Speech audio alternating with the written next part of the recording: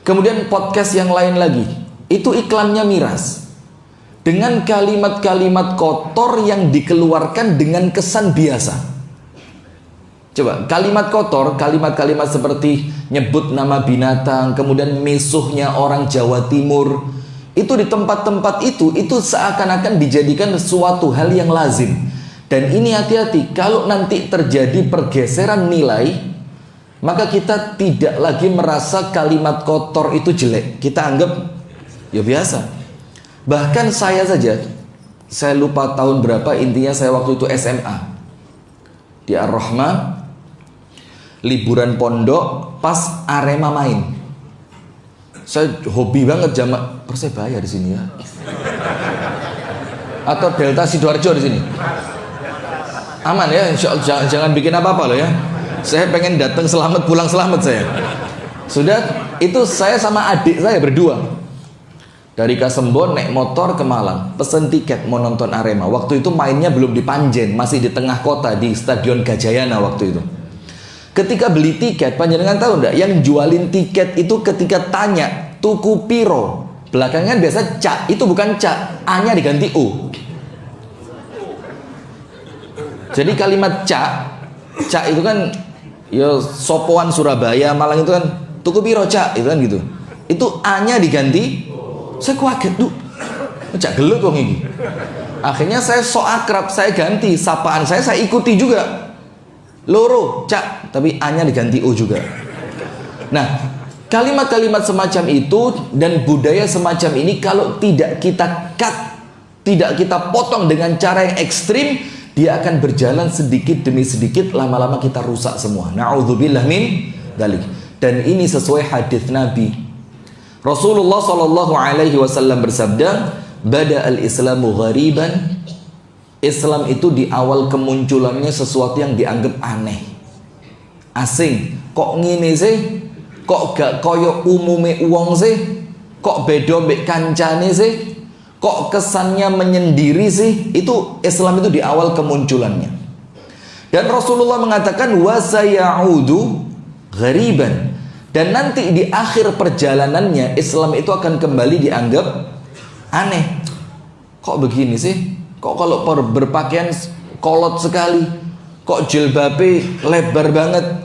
Kok kalau kerja harus teliti begini begitu, cari makan, cari rezeki? Nah, tapi Rasulullah mengatakan ketika Islam itu kembali aneh, apa Rasul katakan? Beruntunglah orang yang dianggap aneh itu. Dalam riwayat yang lain ditanya, siapa mereka ya Rasulullah? Alladzina yuslihuna hina fasadin nas, yaitu orang yang tetap baik, tetap mau memperbaiki, orang yang tetap optimis dengan Islamnya di zaman rusaknya generasi dan rusaknya manusia. Maka sekarang lihat, subhanallah, Anda tahu jumlah perokok di Indonesia berapa? Terbanyak saat dunia. Jadi perokok di Indonesia ini sekarang mencapai 70% dari penduduk Indonesia. Bukan yang dewasa loh ya. Mulai bayi tas lahir procot itu dimasukkan persentase, itu yang ngerokok 70%. Ya karena mungkin ada fatwa ngerokok itu why not itu loh.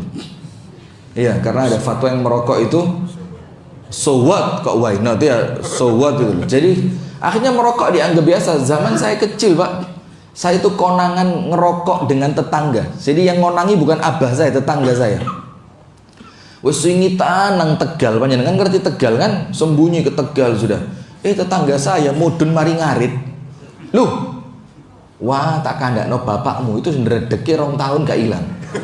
Subhanallah, ketika kita turun, betul informasi itu sampai ke abah saya. Anda tahu, abah saya itu bawa garpu. Bawa garpu waktu makan malam, kita makan bareng gitu. Terus langsung dibilang, "Mang ngerokok ya?" Mau cerita gimana lagi? Karena sudah jelas ini dilaporkan. Itu garpu di tangannya abi saya dimajukan ke mulut saya. Ngerokok mana? Tak garpu lambemu. Maka sekarang saya kalau ngelihat orang ngerokok eling garpu saya. Nah, sudah hadirin. Nah, itu mukaddimahnya, artinya kita harus tetap berpegang dengan kebaikan di zaman manusia itu rusak. Ojo elo-eloan. Tidak perlu. Bahkan Nabi Muhammad, ojo melok-melok. Bahkan Nabi Muhammad itu mengatakan, la takunu imma'atan. Janganlah umat Islam itu menjadi imma'ah. Imma'ah itu ikut-ikutan manusia. Bagaimana imma'ah yang oleh Rasul dilarang itu? In ahsanan nas ahsantu. Kalau masyarakat baik, saya tak ikut baik. Wa in asa'u asa'tu. Tapi kalau mereka jelek, saya tak ikut-ikutan jelek. Itu sama Nabi Muhammad tidak boleh. Maka kita ini disuruh istiqomah di atas kebaikan. Nah, sekarang kita masuk ke materi selingkuh. Na'udzubillah, a'azanallahu wa iyyakum. Bagaimana kemudian caranya agar rumah tangga kita itu selamat dari perselingkuhan? Kita selamat, pasangan kita selamat, anak-anak kita selamat, menantu kita juga selamat dari perselingkuhan. Yang pertama jamaah, perlu diketahui bersama, ini sering disampaikan di setiap acara-acara pernikahan. Tapi mungkin detailnya itu bukan di tempat pernikahan, tapi di tempat semacam ini, di tempat kita mencari ilmu. Pernikahan itu adalah satu di antara tiga yang oleh Allah disebut dengan perjanjian yang sangat kokoh. Satu dari berapa? Tiga. Dan kita akan ngerti yang satu ini ketika kita fahami dua yang lain.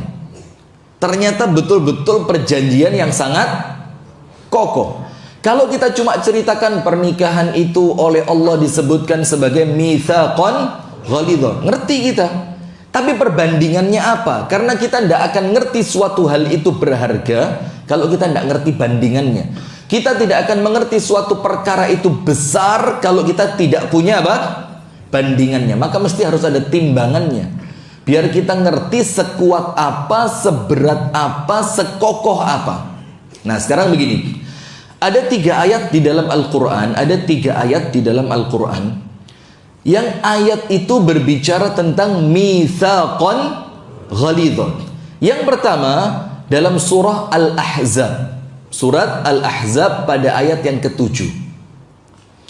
Pada surah Al-Ahzab ayat yang ke-7, Allah berbicara tentang mitsaqan ghalidhan.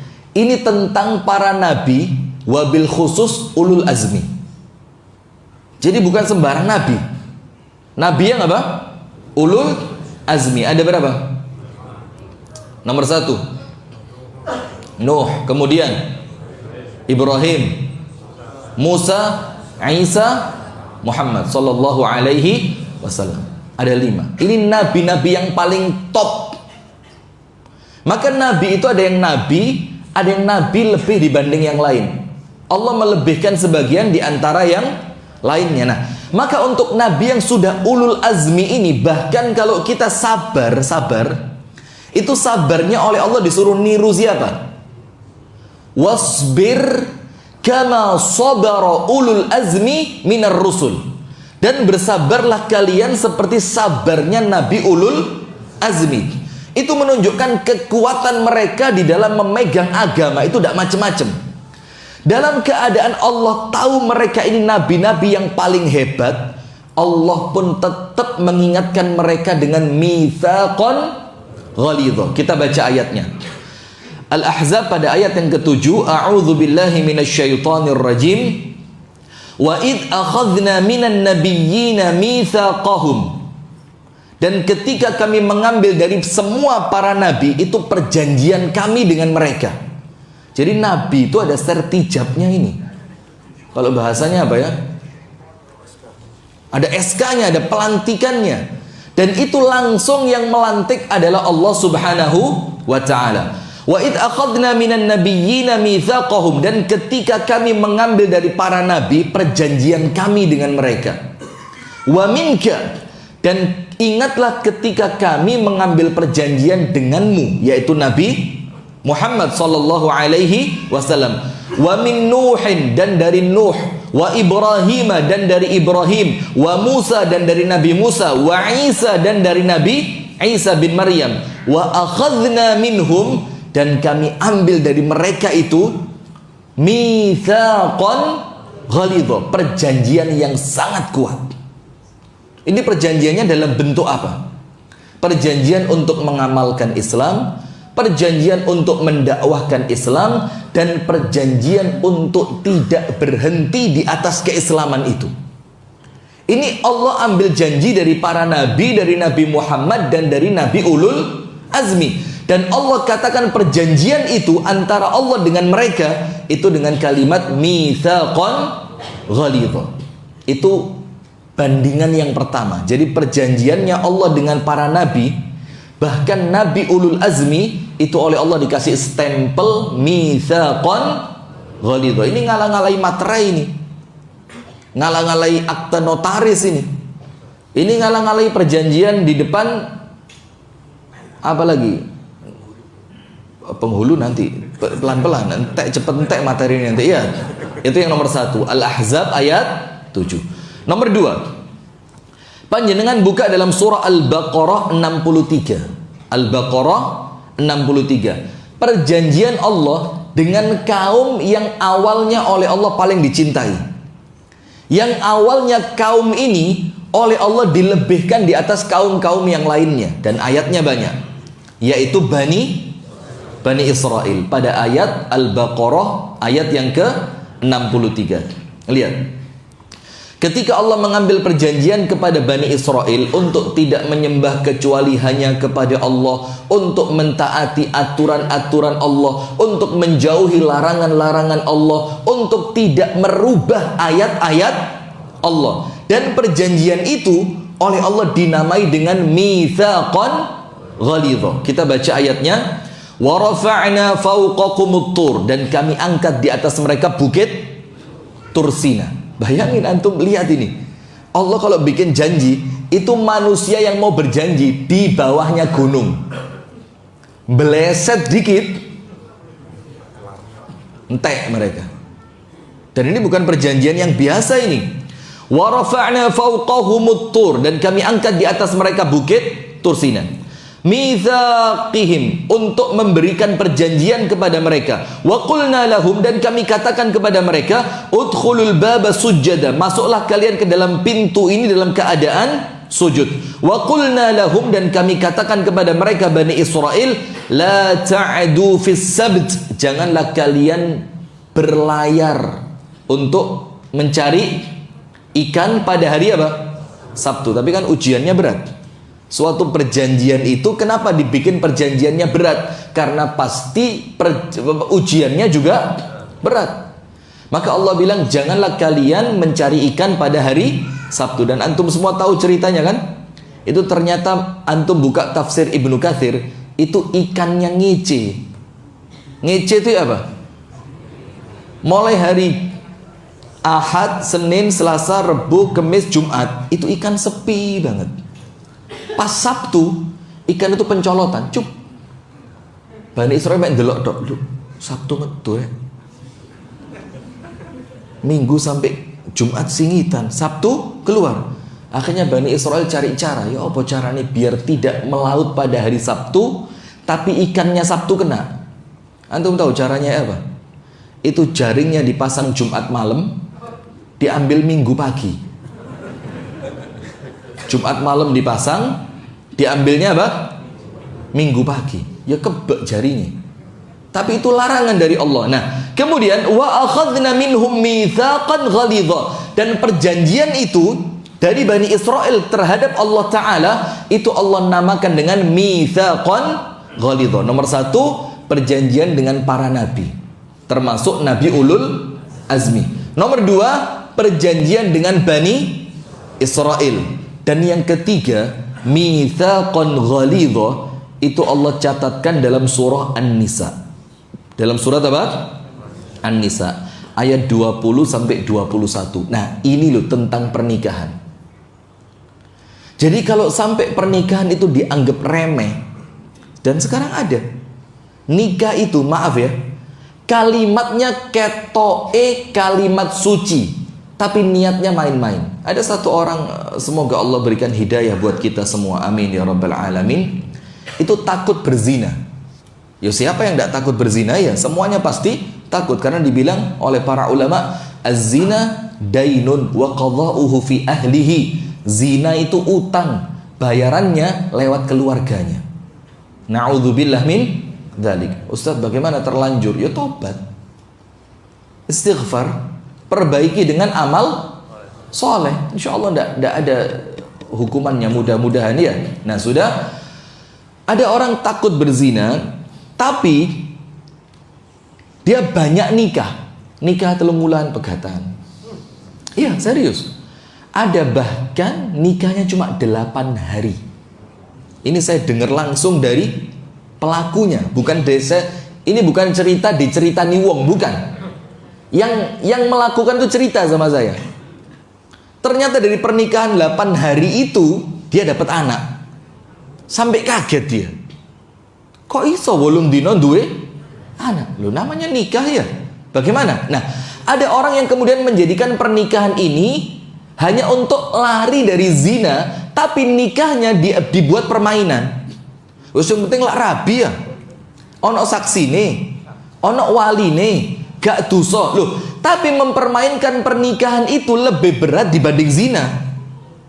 Menjadikan pernikahan yang Allah bilang mitsaqan ghalidhat itu lebih berat dibandingkan zina. Na'udzubillah min dzalik. Karena kalau zina karuan. Siapa yang bilang zina itu halal? Ayo angkat tangan. Beda kalau yang ngomong jangan main-main loh ya. Kalau ada yang bilang rokok itu halal, ini roto aneh memang ya. Karena mayoritas ulama kalaupun tidak sampai mengharamkan, minimal bilang apa? Kalau tidak sampai mengharamkan, minimal bilang makruh. Tapi kalau sampai bilang halal, ini roto rada-rada memang ya. Tapi ya sudahlah, mau bilang apa kita kan? Nah sudah. Tapi kalau nikah yang jelas-jelas itu ibadah, dan jelas-jelas nikah itu disaksikan langsung oleh Allah, dan Allah kirimkan para malaikatnya untuk mencatatkan pernikahan itu, lah kok kemudian dibuat main-main? Ah, ini lebih parah. Ini lebih parah. Sekarang kita baca ayatnya, An-Nisa 20 dan 21. Wa in aradtum istibdala zawjin makana zawj wa ataitum ihdahunna qintaran fala ta'khudhu minhu syai'a.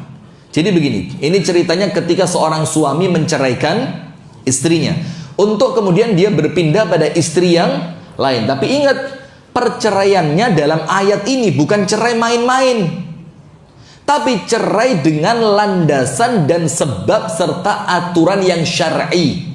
Misalkan istrinya tidak mudah untuk dibina, tidak bisa diatur, tidak bisa dididik, atau kemudian dalam pernikahan itu ternyata mudorotnya jauh lebih besar dibanding manfaatnya. Karena orang itu nikah cari pahala, bukan untuk mengumpulkan dosa. Buat apa kalau semakin hari dipertahankan ternyata dosanya semakin menumpuk?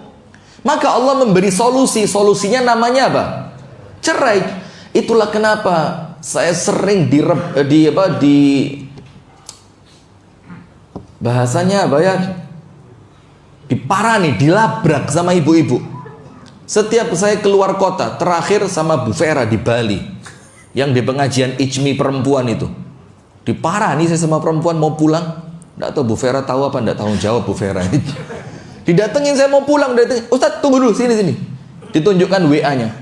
Saya waktu mau datang pengajiannya Ustadz, ada ibu-ibu yang bilang, ngapain datang ke pengajian beliau? Disebutkan, itu kan Ustadz yang bilang cerai itu ibadah. Saya baca WA-nya, betul ternyata. Nah, tapi ternyata mereka salah faham. Bukan kalimat cerai itu ibadah, saya menyuruh Anda untuk beribadah dengan cara cerai. Ibadah yuk, bagaimana caranya? Cerai. Ya bukan itu maksudnya, karena konteks perceraian itu adalah ibadah. Itu YouTube-nya sampai sekarang masih ada. Ada videonya, saya podcast dengan beliau yang judulnya itu untuk yang diambang perceraian dan korban perceraian. Judulnya itu supaya orang yang terlanjur bercerai itu gak cili hati.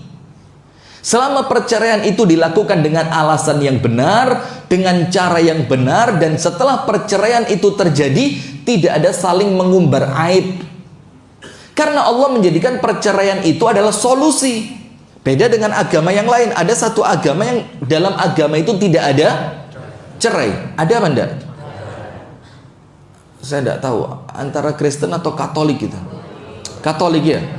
Niatannya baik. Dan itu agama mereka. Kita tidak perlu ikut ikut campur lakum dinukum. Tapi subhanallah, Islam ini dengan hikmahnya Allah ada perceraian karena ada rumah tangga yang dilihat semakin dipertahankan tidak semakin baik. Semakin dipertahankan semakin menambah luka, semakin dipertahankan semakin menambah dosa. Terus solusinya apa kalau tidak ada cerai? Kan tidak masuk akal. Maka Allah dengan hikmahnya membuat syariat apa? Perceraian. Walaupun perceraian itu solusi yang paling akhir. Tidak ada awal langsung cerai, tidak ada. Itu paling akhir sudah. Ketika tidak ada lagi solusi yang lain, tidak ada lagi jalan keluar, ya sudah, mungkin yang terbaik untuk mereka apa? Perceraian. Nah, sudah. Kemudian kita lanjutkan ayatnya. Fala ta'khudhu minhu syai'an ata'khudhunahu buhtanan wa ithman mubina wa kaifa ta'khudhunahu. Artinya jangan lagi kamu ambil apa-apa yang telah kamu berikan kepada istrimu sebelum kamu bercerai. Ojo dijukuk maneh. Karena satu dengan yang lain di antara kalian sudah saling memberikan kebahagiaan. Kan tidak mungkin orang itu nikah dari awal muangkel, itu kan tidak mungkin. Ada orang cerai setelah anaknya 5, kemudian bilang apa? Saya tidak cinta sama dia Ustadz. Bete, dede. Anakmu berapa? 5. Saya mikir pelan-pelan. Saya tidak cinta dengan dia Ustadz. Tidak cinta tapi anaknya. Terus anak 5 itu hasil apa? Hasil penderleng-penderlengan ini tuh. Tidak masuk akal ini. Itu kalimat yang paling tidak bertanggung jawab itu. Maka Amirul Mukminin Umar itu mengatakan apa? Walaisa kullal buyut tubna 'alal hub. Tidak semua rumah tangga itu dibangun di atas cinta, itu tidak semuanya. Tidak semua. Tapi kata Umar apa? Rumah tangga itu dibangun di atas tanggung jawab. Rumah tangga itu dibangun di atas sikap amanah. Rumah tangga itu dibangun di atas sikap kejantanan. Jadi bukan kemudian setelah tidak cinta kemudian pisah. Ini wong lanang model apa Mana orangnya? Ini laki-laki model apa? Ndak cinta, cerai, ndak cinta. Lah terus rumah tangga mau dibikin apa? Nah sudah. Kemudian ayat ini oleh Allah ditutup terakhirnya, wa akhadna minkum mitsaqan ghalidha. Artinya Allah mengatakan, apakah kalian jadikan rumah tangga itu permainan? Kalau tidak cocok kemudian kalian cerai, kalian ambil lagi apa yang telah kalian berikan sebelumnya. Padahal kalian telah menikmati satu dengan yang lain, kalian telah memberikan kebahagiaan untuk satu dengan yang lain, dan Allah telah mengambil dari kalian di dalam pernikahan itu mitsaqan ghalidha. Bayangin. Jadi nikah ini jamaah sebanding dengan perjanjiannya para nabi dan para rasul. Nikah ini sebanding dengan perjanjian yang Allah berikan kepada Bani Israel, yang ketika Allah berjanji dengan mereka itu gunung diangkat. Karena kalimat qabiltu, apal. Tidak mungkin sekali, kalau sudah hafal tidak mungkin sekali ini. Saya curiga sudah kesekian kali ini. Berapa kali yang hafal-hafal tadi? Sabar aja ya. Kita antara kita aja. Jangan diflorkan. Qabiltu nikahaha wa tazwijaha bil mahril madhkur. Aku terima nikahnya dan kawinnya dengan mahar yang telah disebutkan. Itu sebelumnya apa jemaah? Sebelumnya itu ada hadis Nabi. Apa hadisnya? Rasulullah bersabda, ittaqullaha fin nisa, Allah fin nisa. Hati-hati betul kata Nabi Muhammad dalam urusan perempuan. Perempuan di sini yang dimaksud siapa? Istri. Diwanti-wanti sama Nabi, ojo macem-macem sama perempuan. Perempuan itu keluar dari rumah orang tuanya, masuk ke rumahmu, itu dalam keadaan mereka terpisah dari dua orang yang selama ini sangat mencintainya. Dulu jamaah, saya kalau dengar kalimat lamarane dibalik no. Pernah dengar enggak kalimat itu? Jadi sudah lamaran, sudah memberi seserahan. Kalau bahasa Malang itu peningsetan. Surabaya sama ya? Sidoarjo sama? Wis dikekno peningsete, wis ono duwike, wis ono seserahane, bahkan wis ono perhiasan yang diberikan. Berapa hari setelah itu muncul di grup WA keluarga, gosip mulai ya. Mulai rasa-rasanya, kurang mas-masane gak akeh, duit emek 15 juta. Dikembalikan. Itu zaman dulu. Mengkelip pol saya. Opo sih? Kok urusan rabi lamaran dibalekno gara-gara pening seti gak cocok zaman dulu. Sebelum saya punya anak perempuan. Setelah saya punya anak perempuan, rodok luntur. Serius sih, dan saya tidak bohong. Karena saya mikir apa? Anak perempuan saya dan panjenengan pun insya Allah sama. Itu saya sayangi, saya belikan baju yang dia suka. Dia kepingin sepeda, saya carikan sepeda. Dia mau berangkat sekolah, kalau saya pas di rumah saya anterin. Dia pulang sekolah, kalau saya di rumah saya jemput. Ketika dia diganggu sama kakak laki-lakinya, saya tidak terima. Akhirnya saya mulai mikir, kira-kira kalau anak perempuan saya ini dilamar oleh seorang laki-laki yang ketoke gak mantesi, apa namanya? Belgedes. Saya tidak ikut-ikut ya Pak Antum ini ya.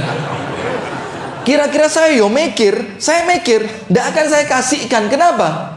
Saya khawatir anak saya bakal disia-siakan oleh laki-laki itu yang sebelumnya saya sayangi, saya jaga, saya perhatikan di rumah saya. Sehingga saya menjadi mulai perhatian. Oh berarti kalau ada orang menolak lamaran, koyo iyo masuk akal. Karena ini dia mau melepas anak perempuannya yang selama ini dia sayangi, dia cintai, dia jaga, dia didik, dia beri apa yang diinginkan, kan begitu. Panjenengan yang punya anak perempuan, kerasa enggak? Maka dengan itu kalau anak perempuan kita terus nikah, mari ngono dilarani, itu yang paling sakit siapa?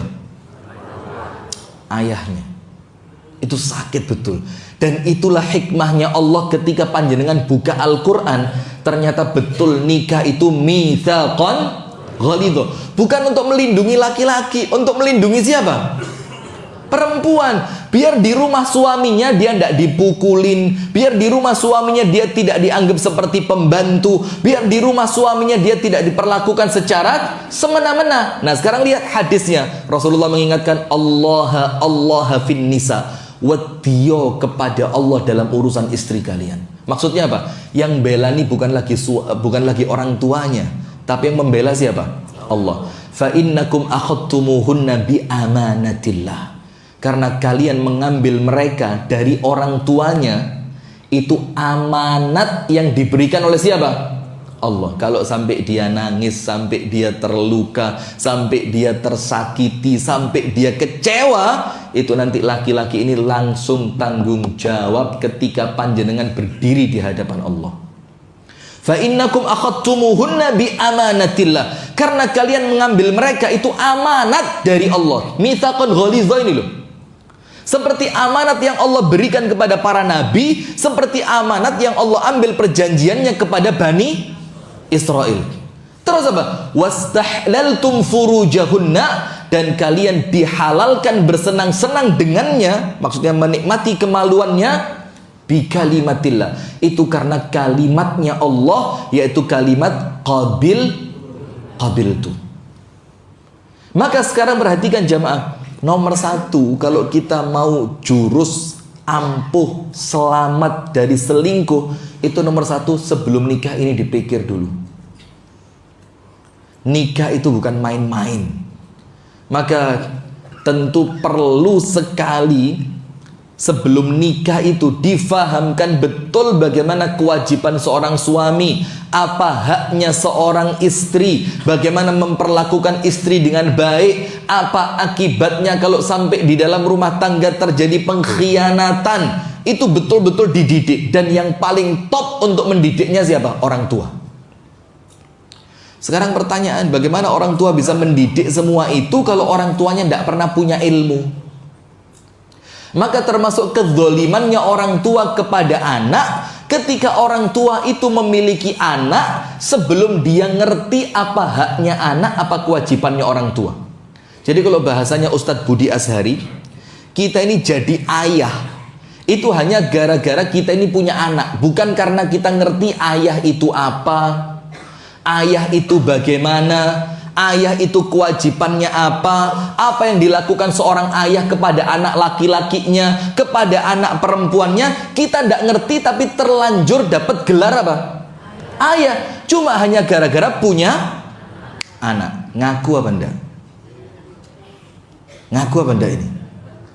Jadi kita ini punya anak gelagapan sampai ngadani keliru takbiran. Pernah lihat videonya? Allahu Akbar, Allahu Akbar. Lah, istri mas takbiran, takbiran. Ini kaget tadi bapak gak tahu sinau, gak tahu ngaji, gak tahu ibadah. Nah maka nomor satu, biar kita insya Allah mudah-mudahan Allah jaga. Amin ya rabbal alamin. Selamat dari perselingkuhan kita, pasangan, anak, orang tua, ponaan, mantu, semuanya. Selamat dari selingkuh. Nomor satu, harus memahami betul bahwa pernikahan itu pertanggungjawaban berat kelak di hadapan Allah.